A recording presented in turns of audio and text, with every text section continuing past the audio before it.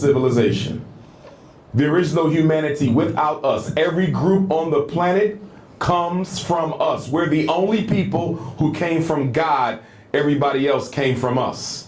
Which is interesting because when you get into the religious conversations, and as Pan-Africanists, we don't take no issue with religion. We believe in freedom of worship. I don't care if you're a Hebrew, I don't care if you're a Christian, I don't care if you're a Seventh-day Adventist, a Jehovah's Witness, a Muslim. It makes no difference to me. Your religion is only my concern to the extent that it interferes with your ability to struggle for African liberation. If your Christianity does not stop you from struggling for African liberation, I have no issue with your Christianity. If your Islam does not stop you from struggling for African liberation, I have no issue with your Islam. If you being a Jehovah's Witness or a Methodist or an Episcopalian doesn't stop you from struggling for African liberation, I have no issue with you.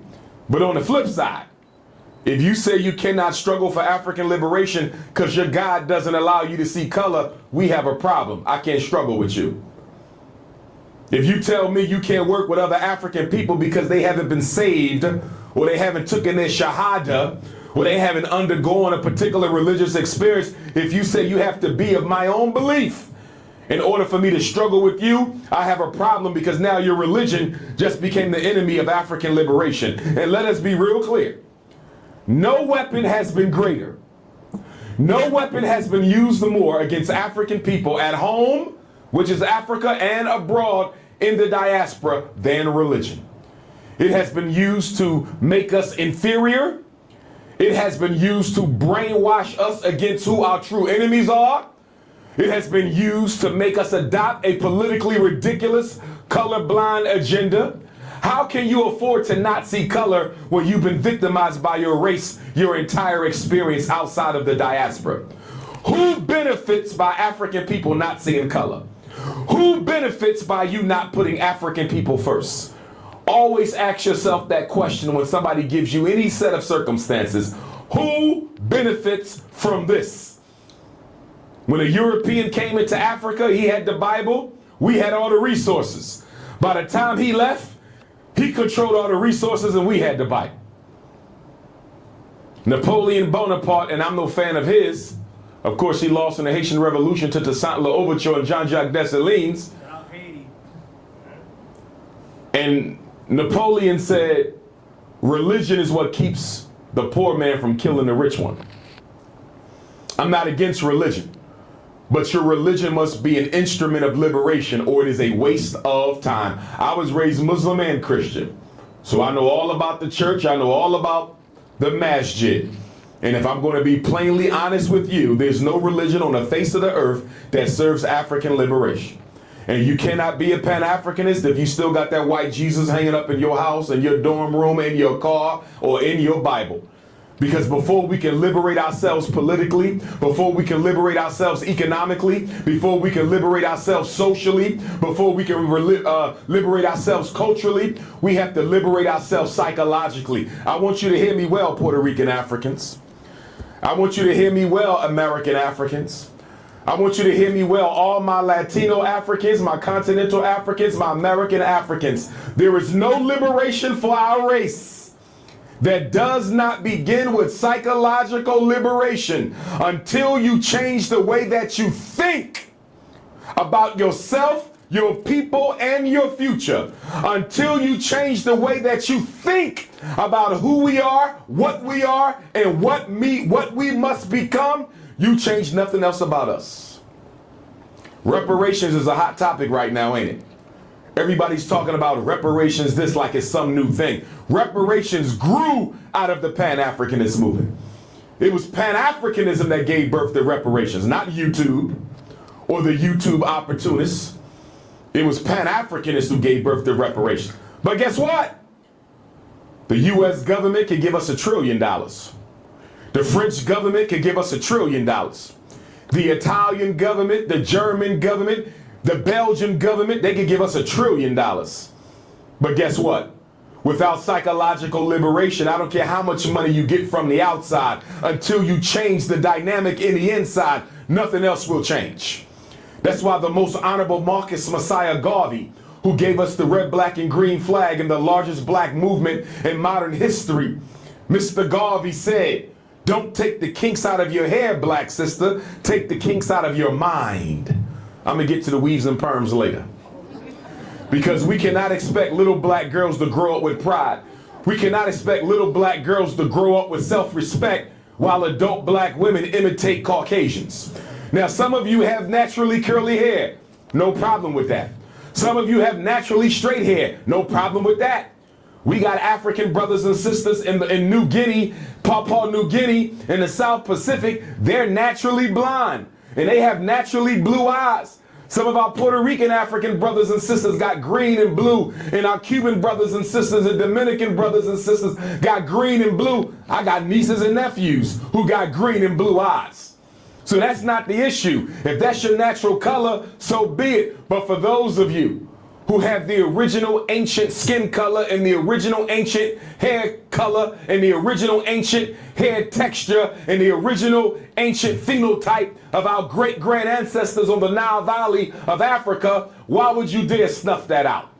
Why would you dare kill the greatness in your DNA? One of the greatest victories of white supremacy is that it made black people want to imitate their oppressor. And most of us now still want to imitate our oppressor. And every last one of you in here right now, I don't care if you speak English, Spanish, Portuguese. I don't care if you speak Wolof or Swahili. Every last one of you, after you graduate from Pace University, after you get your bachelor's and your master's and your doctorate, you are either going to be a benefit to African people or a detriment to African people. You will either be a plus for your people or you will be a minus. You will either be a freedom fighter for African people or you will be a part of the coonocracy. Some of you can't wait to join the coonocracy. Some of you go to sleep dreaming of being a coon. You can't wait for the white power structure to draft you and offer you a job to sell out your people. You got coons all over the world. You got Ghanaian coons, you got New York City coons, you got Puerto Rican coons. You got all kind of African people selling out their people around the world. But let me get back to what Pan-Africanism is. Point number one, and these are in no particular order. I will be authoring a book on the principles of Pan-Africanism because we need that. Number one, all African people are one family. All African people are one family. Whether you're in Puerto Rico speaking Spanish, whether you are in Senegal speaking Wolof, whether you in South Africa speaking Zulu, whether you are in Kenya speaking Maasai, whether you are in Brazil, the largest African community outside of the continent is Brazil. They speak Portuguese. It doesn't matter where you are, whether you got the straight hair or the curly hair or the nappy hair. Whether you got the blue, black, purple, beautiful skin of our ancient grand ancestors or whether you have light skin. Whether you are Muslim or Christian, whether you pledge allegiance to this flag or that flag, we are one African people. We are one African family. We are one African race. Now here's the kicker for Pan-Africanists. We identify as being African before anything else. Nothing supersedes your Africanity. You're never a Christian who happens to be an African. You're an African who happens to be a Christian. You're never a Muslim who happens to be an African. You're an African who happens to be a Muslim. You're never a Puerto Rican who happens to have some African DNA. You're an African who happens to be a Puerto Rican. Why? Africa existed before Jesus existed. Africa existed before Muhammad existed. Africa existed before the Dominican Republic existed. Africa existed before any country you pledge your loyalty to, any religion you belong to, any language you speak. Africa is older than that. Your race is the only thing you belong to that God chose for you. Everything else you belong to, you chose or your parents chose. You Christian, you love your religion, nothing wrong with that. But you could leave the church tomorrow. You Muslim, you love your religion, nothing wrong with that. You could leave the mosque tomorrow. Your fraternities, your sororities, you can leave them tomorrow. Your professional affiliations, you can leave them tomorrow. Your nationality, you can denounce it tomorrow. Your language, you can change it tomorrow. What is the one thing you belong to, chosen by God, fixed at birth, that you have no control over, and that is your Africanity. And that's why we identify as African family first. I'm giving you this because too many people walking around calling themselves Pan-Africanists who really are not. If you don't put the race first, you are not a Pan-Africanist. Pan-Africanism means all of us are one. So that means if you like to practice petty tribalism, if you like to put the American African above the Caribbean African, if you think you better because you from America and somebody else is from Australia, that's not Pan-Africanism. You think you better because you light skinned and somebody dark, that's not Pan-Africanism. You think you better because you belong to this religion and they belong to that religion, or your hair is straight and their hair is curly. Any tribalism in your blood prevents you from being a Pan-Africanist. That's a hypocrite. When I go to Africa, the first thing I tell my brothers and sisters, when I'm in Nigeria, I say, listen, I know we got issues here. There was a civil war between the Igbo and the Yoruba. I understand that. But when Dr. Umar is in Lagos, when Dr. Umar is in Port Harcourt, when Dr. Umar is in Enugu State, when I'm in Ogun State, we are all African people here. I don't care which family you come from. When I'm in the Caribbean islands and I get the petty conflicts in there, I don't care if you Bahamas or Bermuda, while I'm here, we African. I don't care if you Jamaican or Haitian, while I'm here, we African. I don't care if you Dominican, Cuban, or Puerto Rican, while I'm here, we are African. And guess what? There was no benefit to slavery, but I will tell you this. Given that we are the diasporan African, which means we're mixed with the blood of every African nation on the continent, when we go back to Africa, we are the peacekeepers. See, when I sit at the table in Africa, they don't have to worry about whether I'm going to take the side of the Wolof or the side of the Mandingo. When I'm in the Caribbean islands, they don't have to worry about, is he going to side with the Puerto Ricans or the Dominicans? I'm mixed with everything, and as a result of that, I am impartial. They can trust me to facilitate that session. There's a benefit to being Pan-African. So number one, we identify as African. And let me say this, we are not racist. I want white people to get all the blessings God has in store for them. I want red people to get all the blessings God got in store for them. I want yellow people to get all the blessings God got in store for them. I want non-African brown people to get all the blessings God has in store for them. We are not interested in oppressing nobody, but we claim the continent of Africa for ourselves. And nobody in Africa who is not an African can be called so. If you are in Africa and you are not an African, you are either an invader, a colonizer, or the descendant of one. No Chinese can call himself African. No Arab can call himself African. No East Indian can call himself African. Why? Because Africa is the land of black African people. I can't go to China and call myself Chinese. So why can he come in Africa and call himself an African? I can't go to East India and call myself an Indian. So why can they come to Africa and call themselves Africans? And let us be clear. The only reason why the other human races want to come into Africa and claim that they African too is so they receive no opposition as they go about the continent pillaging resources and stealing the mineral wealth of Mother Africa. Let us be very clear about that. I've been to China. China is very racist against African people. Very racist against African people. But yet they'll come into Africa and say, I'm an African. No, you're not. You are an opportunist. You have to learn how to think deeply and politically, because to be a Pan-Africanist, you have to be what? A statesman, a stateswoman for the African race. Yes, you should be involved in the politics of New York if you're a New Yorker. Yes, you should be involved in the politics of Texas if you are a Texan. Yes, you should be involved in the politics of California if you're a Californian. Yes, you should be involved in the politics of Puerto Rico if you're a Puerto Rican. Yes, you should be involved in the politics of Haiti if you're Haitian. But on top of your national loyalty must be your racial consciousness. See, let me explain something to y'all. White people don't all get along. I know this because I work with them.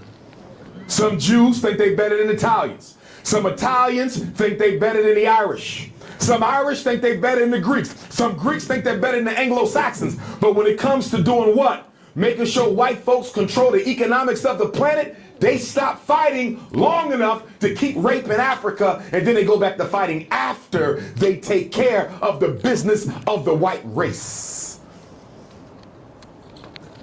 Pakistanis don't always get along with the Indians. They got issues, but when it comes to the best interests of the Indian people, they work it out. Iraqis don't necessarily like the Kuwaitis. The Kuwaitis don't necessarily like the Iranians. But guess what? When it comes to the best interests of the Arab people, they stop the petty beef until they take care of the business of the race. Chinese don't necessarily like Japanese, and Japanese don't necessarily like Cambodians, and Cambodians don't necessarily get along with the Vietnamese. But when it comes to the best interests of Asian people, they stop the fighting long enough to take care of the business of the Asian race. There's only one race on the planet who can't stop fighting long enough to get their act together, and that's us, African people. The most honorable Marcus Garvey said we were cursed with petty differences.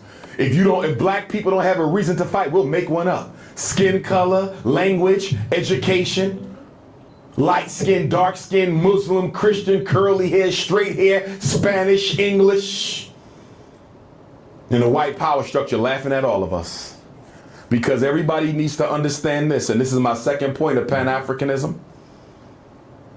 And Brother Garfield, keep me posted on the time. I'm gonna keep going to give me like a 10-minute, because I'll catch the African Holy Ghost real quick. The second point, and you better get this, because people always ask the question, why are we worrying about Africa? We got problems in New York City. While I'm worrying about Africa, I got problems in the Dominican Republic. What am I worrying about Africa for? I got problems in Venezuela. The black community in Colombia got problems. Panama blacks got big problems. We got Africans in Mexico, big problems. Why am I worrying about Africa for? 20,000 miles away. What good is that for me? You know why? Because as Africa goes, so goes all African people. I've been all over the world, brothers and sisters. And guess what I've learned? Wherever I go, European Jews are respected. Wherever I go, European Jews got power. You know why? Because Israel is respected and Israel got power. Wherever I go, Chinese are respected. Chinese are in an economic power position. Chinese are always upheld and treated with respect and reverence. You know why? Because China is powerful. Why do East Indians get respect around the world? Because India is powerful. And guess what? Wherever you go in the world, African people are disrespected and ignored, even in Africa. Let me ask you a question. Can you name a single black economy run by black people on the planet Earth? I'm gonna ask you one more time.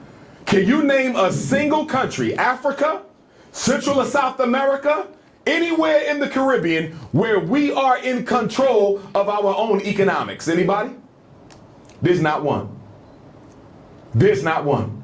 There is no black economy on earth ran by black people. And there is no liberation for African people until we get control of our economics. Black people in America, we're a $2 trillion economy. We're the richest group of Africans in the world in terms of income. The richest. But can I ask you a question? Do we own anything? Where is our infrastructure? Where are our institutions?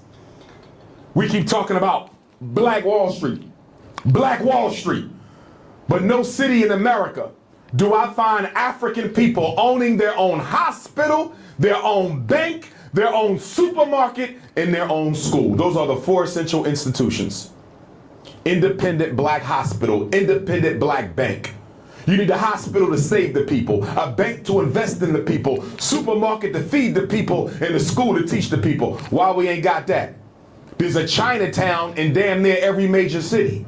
You got little Vietnam, little Cambodia, little Italy. Where's little Africa? You know why we ain't got it? Because something slavery did to the black man and woman. I don't care if your ancestors was enslaved in Cuba. I don't care if your ancestors was enslaved in Brazil, enslaved in North Philadelphia. Slavery stole from African people the desire. And I want you young people to hear me, because you are the generation that is supposed to fix this. Slavery stole from African people the natural, God-given desire to control your own destiny. Do you realize we're the only people not concerned about controlling our own community? We're the only people not concerned about controlling our own destiny. As soon as the Chinese show up on the shores of America, soon as an Arab shows up on the shores of America, soon as an East Indian shows up on the shores of America, they build in their own communities. They're looking for a piece of a city to call their own shops, their own businesses, their own import, export, and all we want to do is look good. Half y'all in here, soon as you get your student loan check, you in New York City shopping because you want to look good. Tell me I'm wrong. I don't care if you're from Belize or the Bronx. You want to look good. Looking good is more important than having power. African people, we in pursuit of money. White people in pursuit of power. Father Rothschild said, what? Give me control over a people's money. I care not who makes the laws. Give me control over people's money. I care not who makes the laws. We chasing money. Money don't make a difference. Look at all the black entertainers we got. Look at all the athletes and entertainers we got. All that money, and don't use none of it for the benefit of African people. They might give out some turkeys for Thanksgiving. Who the hell need another turkey?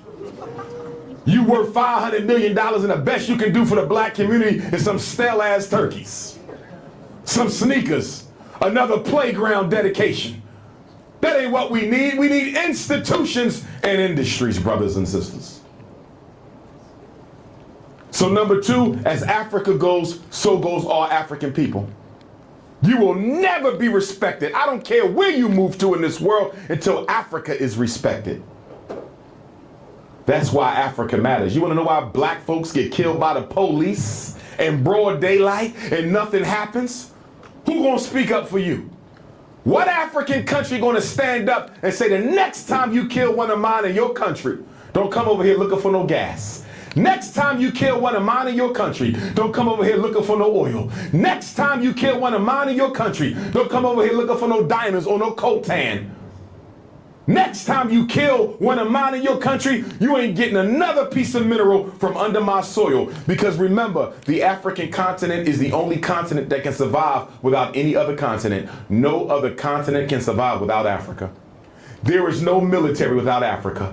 There's no atomic bombs without Africa. There's no cell phone or no internet without Africa. The most essential minerals necessary for the military and technological age are under the ground in Africa. Everybody talking about Haiti and why America keep on destabilizing Haiti. You know why America keep on destabilizing Haiti? Because they have a mineral, and I'm forgetting the name of the mineral. There's only 2 countries in the world that has the mineral. Haiti is one of them, and Haiti has the most of it. They have the purest form of this mineral. And this is a mineral, a metal that can withstand heat 1,000 times longer than any other metal in the world. And the reason America needs to keep Haiti destabilized is to make sure no other country can come in, strike a deal with Haiti, and get some of that metal, which would make them a military giant overnight. Every last one of you should be reading a newspaper a day. You should be reading a global newspaper a month. Understand your world so you can decide on how you're going to set your place in it. It's not just about graduating from college and getting a job. That's not why you just here for that. Your ancestors didn't send you here to get a job. You were sent to earth to make a difference. How are you going to do that? As Africa goes, so goes the world. Until we make Africa strong enough to look out for us, police gonna keep on killing black folks. There's Chinese gangs. We got Chinese gangs in Philly. They kill each other too. I ain't seen the police kill a Chinese gang member yet because they know there's going to be repercussions from China. That hurricane that hit Puerto Rico that the United States of America took so long to respond to, they would have never took that long to respond to that hurricane or the Haitian earthquake if they were being pressured by African countries. But then you get Negroes who say, Africa don't do nothing for me. Well, she can't, because you have to make us strong enough to look out for you. We got the money, Africa got the resources, we got to marry them together. We got the income, Africa got the resources, we got to marry them together. But the problem with too many of us, all we want to do is become a better version of a white man. Imitation is your priority. You want to imitate people. And no disrespect to the white women in the room. I don't have a problem with no white women. I respect all women no matter what the color. But you young black men in here, don't call yourself a Pan-Africanist and you're not dating an African woman. You are a sellout. I'm a Pan-Africanist. No, you're not. You're a coon.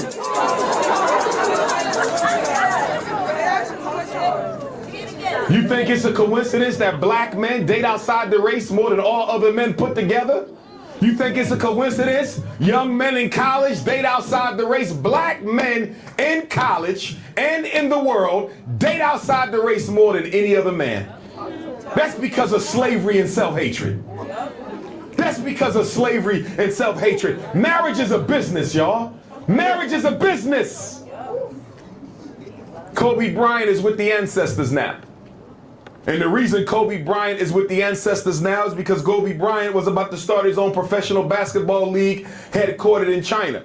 The American white power structure couldn't allow that. China is America's #1 competitor. They couldn't have Kobe Bryant going to China, starting a professional basketball league, competing with the American league. Kobe Bryant was also ending his contract with Nike, and he was starting his own player-owned sneaker brand. America couldn't let Kobe come up with another sneaker brand that would compete with the #1 sneaker brand in America. That's why the helicopter went down. Kobe Bryant was murdered. It was not an accident. And they made LeBron James wear his number on his sneakers the night before while LeBron James played in Kobe Bryant's hometown of Philadelphia. Why is Michael Jackson dead? Michael Jackson is dead because he owned half of Sony Records. He owned all of the Beatles catalog, a portion of Elvis's music, and they wanted the Beatles music back. Michael Jackson wouldn't sell it to him. Michael Jackson was in negotiations to purchase Marvel Studios, brothers and sisters. Marvel. That's Black Panther, that's Xfinity Wars. Michael Jackson was going to buy it up. And soon when Michael Jackson tried to buy Marvel Studios, he got hit with the pedophilia accusations. Why is Whitney Houston dead? Whitney Houston is dead because Whitney Houston was about to order an audit on her earnings, her royalties. She also wanted her masters back in her publishing. So she died of a so-called drowning in the tub, same way Jimi Hendrix died, best guitar player in the history of mankind, and he was murdered because his agent was a secret MI6 officer for British intelligence, and Jimi Hendrix was going to finance the Black Panther Party, so they had to kill him. And Sam Cooke had to die. First black man to own his own masters in the music industry. He was close friends with Muhammad Ali, Malcolm X, and Dr. King, and he told Dr. King and Malcolm X that once they come together and stop fighting, Sam Cooke was going to finance the civil rights movement himself. R. Kelly might very well be guilty of the accusations. I don't know, I wasn't there. But that's not why he's in jail. R. Kelly is in jail because a certain music company, who I'm not going to mention right now, started stealing R. Kelly's masters and playing his unpublished music without his permission. And once R. Kelly started questioning getting his masters back and control of his publishing, he ends up in jail for a crime he's been committing since he was a teenager. Why was Bill Cosby in jail? Bill Cosby was in jail because Bill Cosby, him and his wife Camille, owned a home in Massachusetts under which there was some oil.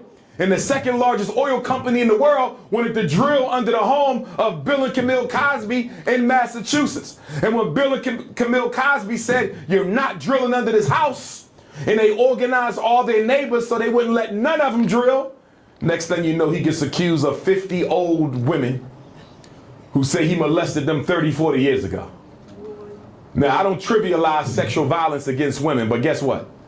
There's not a white woman on the planet Earth who gets sexually abused by a black man in his prime. In the 1970s, Bill Cosby was the #1 black television personality in the world. He's the first black man to have his own miniseries on television. The Cosby Show is the #1 ranked black sitcom of all time.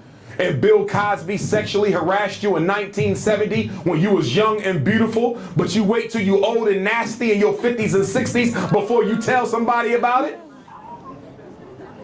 Bill Cosby went to jail because he didn't want to give up the house so they can get the oil. Why am I bringing this up?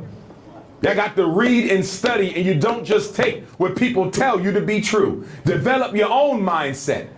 You ain't even got to take what I say to be true. Go and research it and find it out for yourself. What's the third principle of Pan-Africanism? We talked about we identify as being African first. We talked about as Africa goes, so goes all African people. The third, self-determination. You know what that means? Anything we do by ourselves and for ourselves. There is no non-African participation in our movements. There is no non-African money in our organizations. You wanna know why black people haven't made more progress in this country since Dr. King's assassination 55 years ago? Because we taken too much money from the government, too much money from the white philanthropic societies, too much money from white America. The hand that pays is the hand that rules. You'll never get free as long as your organizations are being financed by non-African people. That's why Marcus Garvey never took a penny from another race. There was once a white man in New York wanted to give Marcus Garvey a large donation. Marcus Garvey said, tell him to keep his money. What is to be done for us must be done by us. Some of y'all know I got a school I'm building in Wilmington, Delaware. Frederick Douglass and Marcus Garvey Academy. First school in the history of America built exclusively by the African diaspora. We will have our grand opening sometime this summer. All of you are invited. First school in the history of this country built with donations from every African community in the world. Never done before. And some people will come to me, Dr. Umar, I can help you get some COVID grants. I can help you get some Joe Biden money. I can help you get some Walmart donations. For what? If Walmart opens my school, Walmart owns it. If the U.S. government finances my school, the U.S. government owns it. People say, why don't you open up a charter school, Dr. Umar? You used to be a charter school principal. Yeah, I used to be a charter school principal, and I used to be a charter school vice principal, and I don't want to be no charter school principal. You know why? Because charter schools are ran by the state, controlled by the state, and when they have a problem with you, they will sabotage you, accuse you of financial mismanagement, low test scores, and shut you down. The school that we own in Delaware was a black charter school, and they sabotaged the founder and put him out of business.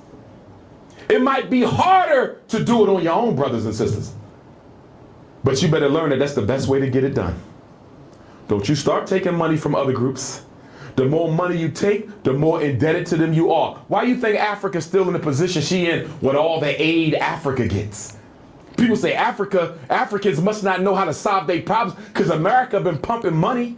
France been pumping money. The UK been pumping money. Belgium been pumping money. The UN been pumping money. The World Bank been pumping money. The International Monetary Fund been pumping money. Why Africa still messed up with all the resources she got? You know why?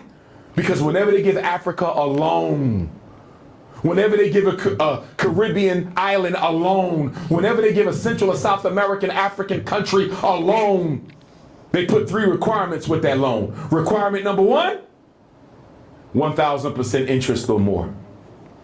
You need $5 million. You want to build schools in Rwanda.